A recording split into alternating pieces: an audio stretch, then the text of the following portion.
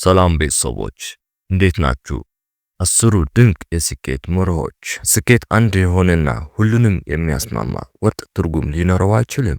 እስከዛሬ ከቀረቡ የስኬት ትርጉሞች መካከል ለብዙ ሰዎች የሚያስማማው የታዋቂው ሄርል ናይትሪንግል ትርጉም እንደሆነ ብዙ የዘርፉ ሰዎች ይመሰክራሉ።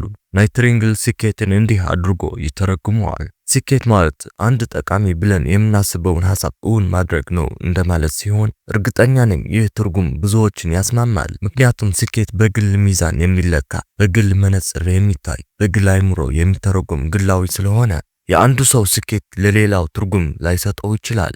ዓላማ ብለን የምንጠነስሳቸው ውጥኖች በሌሎች ዘንድ ዋጋ ላይኖራቸው ይችላሉ። ለምሳሌ የአንድ ሯጭ የስኬት ትርጉም የዓለም ኦሎምፒክ ሪከርድ መስበር ሊሆን ይችላል። በሌላ በኩል የአንድ ዘፋኝ የስኬት መመዘኛ የዘፈኑ ተደማጭነት ነው። የአንድ አስተማሪ ስኬት የተማሪዎችን በጎ ውጤት መመልከት ይሆናል። ለዚህ ነው ናይትሪንግል ስኬትን ሰፋ ባለ መልኩ ሊተረጉመው የተገደደው። እሱ እንዳለው ስኬት ማለት ለኛ ዋጋ የሚሰጠንን ሐሳብ ወይም ግብ እውን ማድረግ ነው።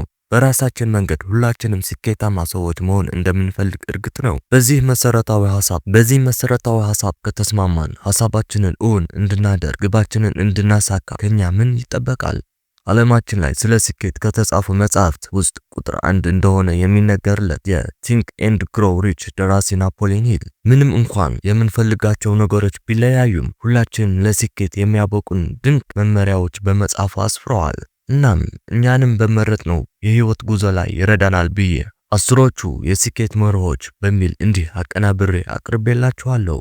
አንደኛ፣ ፍላጎት። የመጀመሪያው ደረጃ ፍላጎት ነው። ከልብ የመነጨ ፍላጎት። ፍላጎታችንን እንደ ዘር ልናየው እንችላለን። ፍሬ እንደሚያፈራ አምነን የምንዘራው ዘር ዛሬ ዘርተነው ዛሬውኑ ፍሬ የሚሰጠን ተክል የለም። ፍላጎታችንንም ልክ እንደ በቆሎ ወይም ማንኛውም ዘር ዛሬ ተዘርቶ በቂ ውሃ፣ በቂ ፀሐይ፣ በቂ እንክብካቤ ካገኘ በኋላ በጊዜው የሚያሸት ነው። የምንፈልገውን ነገር ጥርት ባለ መልኩ ማወቅ ይጠቅመናል። ለመረጥነው ነገር ምን ያህል ፍላጎት እንዳለን ለማወቅ የምናደርጋቸው ነገሮች መቃኘት ያስፈልገናል። ከምንም በላይ በውስጣችን ያለ የትዕግስት መጠን ፍላጎታችንን ምን ያህል እንደሆነ ያስረዳናል። ለምሳሌ ሰዓሊነት ፍላጎቱ የሆነ ሰው ባይከፈለውም እንኳን ስዕል መሳሉን አያቆምም። ዓላማ ብለን ለመረጥነው ነገር በቀላሉ ሊገደብ የማይችል ፍላጎት ሊኖረን ይገባል። ጥልቅ ፍላጎት ማለት ወደ ኋላ እንዳናፈገፍግ የመመለሻውን ድልድይ እንደመቃጠል ያህል ነው። ሁለተኛ፣ እምነት ዓላማችንን የምንገነባበት መሰረት ነው። የምንፈልገው ነገር ምንም ይሁን ምን እምነት ከሌለን ነዳጅ የሌለው መኪና ለመንዳት እንደመሞከር ይሆንብናል። ደግነቱ እምነት በመጀመሪያ ባይኖረንም በሂደት ልንገነባው የምንችለው ጥበብ ነው። ለአይምሯችን ቀና የሆኑ ነገሮችን በመመገብ እምነት በሂደት ማዳበር ይቻላል። የምንፈልገው ነገር ለማግኘት እምነት እጅግ ወሳኝ ነገር መሆኑን መዘንጋት የለብንም። ማርቲን ሉተር ኪንግ ስለ እምነት ደስ የሚል አባባል አለው። እምነት ማለት ሙሉውን ደረጃ እስከየት እንደሚያደርሰን ባናውቅም እንኳን የመጀመሪያውን ደረጃ መውጣት ነው ይለናል። ሶስተኛ፣ ራስን ማሳመን። አይምሯችን እውነት ነው ብሎ የሚቀበለውን ነገር ደጋግመን የምንመግበውን ነው። እዚህ ላይ ይህንን በደንብ የሚያስረዳ አንድ ታሪክ ትዝ አለኝ። ታሪኩ እንዲህ ነው። ሁለት ውሾች የነበሩት አንድ ሰው ነበር። አዘውትሮ እኒህን ውሾች አደባባይ ላይ እየወሰደ እንዲደባደቡ ያደርግ ነበር። ታዲያ ተመልካቾቹ የተኛው ውሻ በዕለቱ እንደሚያሸንፍ ሲጠይቁት በደንብ የሚመግበውን ውሻ ነው ሲል መለሰላቸው። ሁላችንንም ውስጥ ሁለት ውሾች አሉ። የመልካምና የክፋት፣ የልማትና የጥፋት፣ የእውቀትና የድንቁርና፣ የውድቀትና የድል ውሾች። የበላይ ሆኖ የሚመራውን ውሻ ዘውትር የምንመግበውን ነው። ለዚህ ነው ናፖሊዮን ሂል ለራስ መልካም ነገሮችን ደጋግሞ በመንገር አይምሯችንን ወደ ፈለግነው መንገድ መምራት እንደምንችል የሚነግረን። አራተኛ፣ በአንድ ነገር ላይ ራስን የተካነ ማድረግ። ልንሰማራበት በመረጥነው ወይም ፍላጎት ባለን ሙያ ላይ የተሰማሩ ሰዎችን መተዋወቅና ቅርርብ መፍጠሩ ወሳኝ ነገር ነው። ጊዜያችንን የምናሳልፈው ከማን ጋር ነው? የምናውቃቸው ሰዎች ወይም ጓደኞቻችን ለምንፈልገው ሙያ የሚያግዙን ናቸው? ለምሳሌ ፕሮፌሰር ለመሆን ፍላጎት ያለው ሰው በተቻለው መጠን ዩኒቨርሲቲ አካባቢ ካሉ ሰዎች ጋር ግንኙነቱን ማድረግ አለበት። ተዋናይ መሆን የሚመኝ ሰው ራሱን ከቲያትር መድረክ አካባቢ ማራቅ የለበት። ሁላችንንም የምንማረው ቀድሞውን ካወቁት ነውና የምንፈልገውን ነገር በቁጡ የሚያውቁ ሰዎችን ማወቁ ይጠቅመናል። አምስተኛ፣ ነገሮችን በህሊናችን መሳል። ሁሉም ነገር ሐሳብ ነበር። ምንም ነገር እውን ሆኖ ከማየታችን በፊት በአንድ ሰው አይምሮ ውስጥ የተጠነሰሰ ሐሳብ ነበር። የምንፈልገውን ነገር እውን ሆኖ ከማየታችን በፊት በህሊናችን መሳል ትልቁ የስኬት ምስጢር እንደሆነ ብዙዎችን የሚስማሙበት ነው። ዓላማችን ቁልጭ ብሎ በህሊናችን ከታየን ለጉዞአችን ትልቅ ጉልበት እያገኘን ማለት ነው። ምክንያቱም የጊዜ ጉዳይ ነው እንጂ እንደሚሳካ ለአይምሯችን እየነገርነው ነው። ስድስተኛ እቅድ ማውጣት ጊዜን በአግባቡ እንድንጠቀም ከማድረጉም በላይ በአንድ ጊዜ አንድ ደረጃ እየወጣን ጉዞአችንን አድካሚ እንዳይሆን ያደርግልናል። እቅድ ስናወጣ ነገሮችን ሳይደራረቡብን ቀስ በቀስ ወደ ግባችን እንደርሳለን። እቅድ ስናወጣ ግን ራሳችንን በሚያስጨንቅ እና ካልፈጸምነው የጥፋተኝነት ስሜት እንዲሰማን በሚያደርግ ሁኔታ ሳይሆን ከጊዜያችንን፣ ከባህሪያችንን እንዲሁም ከማንነታችን ጋር የሚስማማ እቅድ ማውጣት አለብን። ምክንያቱም ሌላው ያቀደበት መንገድ ለኛ ላይስማማን እና ከግባችን ላያደርሰን ስለሚችል ነው። ሰባተኛ ውሳኔ።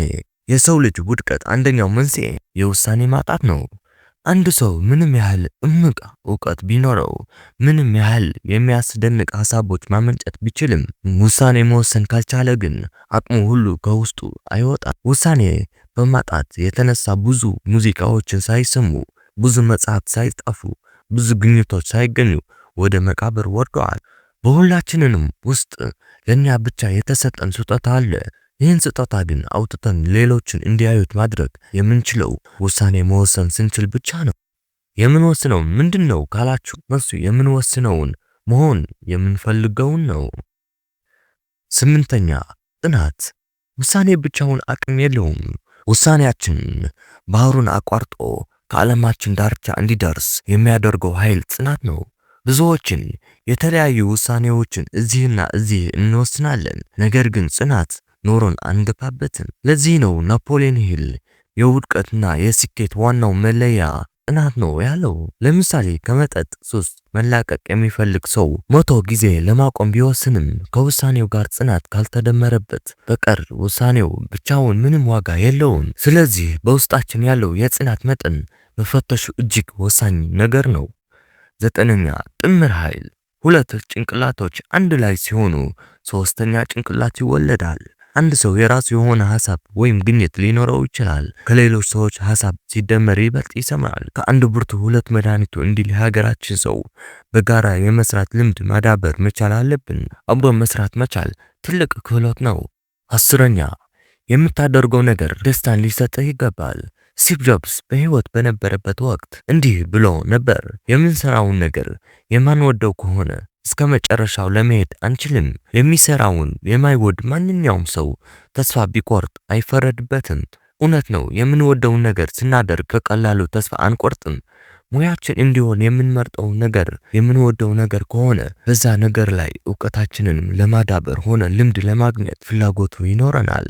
አስቡት፣ ሰውን መርዳት የማይወድ ወይም ለሰው ምንም ግድ የሌለው ሰው የሕክምና ባለሙያ ቢሆን በሽተኞችን እንደ ገንዘብ ማግኛ ከመቁጠር በቀር ለጤንነታቸውም ሆነ ለደስታቸው ደንታ አይሰጠውም። ስለዚህ የምንሰራው ነገር ምን ያህል ደስታ ወይም እርካታ ይሰጠናል የሚለውን ጥያቄ በተሰማራንበት መስክ ሁሉ ራሳችንን ልንጠይቀው ይገባል። ለዛሬ የነበረን ቆይታ ይህ ይመስል ነበር። እስከ መጨረሻው ስለተከታተላችሁ አመሰግናለሁ። ቻው።